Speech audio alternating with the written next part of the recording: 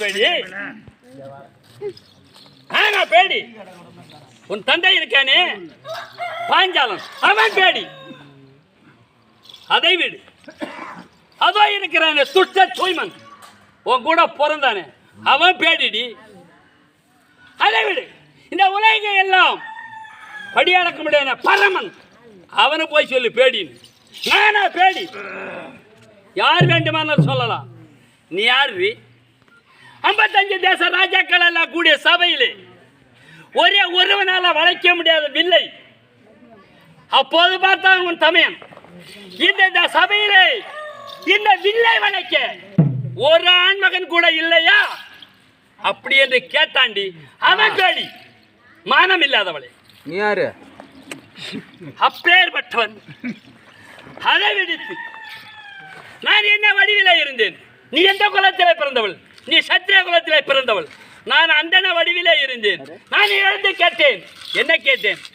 யாரா இருந்தாலும் வில்லை வளைக்கலாமா அப்படி என்று கேட்ட போது அந்த பேடி பையல் என்ன தெரிவித்தான்?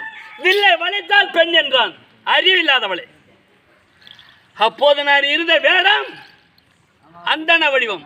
விதிகுலத்தார் சிறப்புற செய்ய வேண்டிக்கு சிறந்தவன் நீ. யாகாதி கர்மங்களை செய்யக்கூடியவன் பிராமணன்.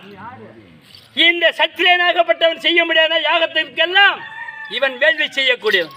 அந்த வேடத்தில் இருக்கிற நான் வில்லை வளைத்தால் பெண்ணை தருவேன் என்றானே அவன் பேடிடி. நானா பேடி? இது உன் மீது குற்றமல்லை. ஆனால் நீ சொன்ன நாவை நான் வெட்டி எரிந்திருப்பேன். யாருமே வளையாத வில்லை வளைத்து நான் மாலை சூடருக்கு முன்னமே ஓடி வந்த கருத்தை பற்றியவள் நீனு. அப்ப நான் தெரியல பேடின்னு. அப்ப நான் வீரனா இருந்தன. இப்போ உனக்கு பேடியா? அதையெல்லாம் விடுடி. உலகத்தில் எத்தனையோ பேர்கள் என்ன பேடி என்றார்கள். அதையெல்லாம் விடுத்து மாலை சூட்டிய மனைவி நீ பேடின்னு சொல்லி அந்த வார்த்தை என் காதால் வாங்கும்படி இறைவன் விதித்து விட்டாண்டி. உலகமெல்லாம் பேடி என்று சொன்னால் என் உள்ளம் கலங்காது.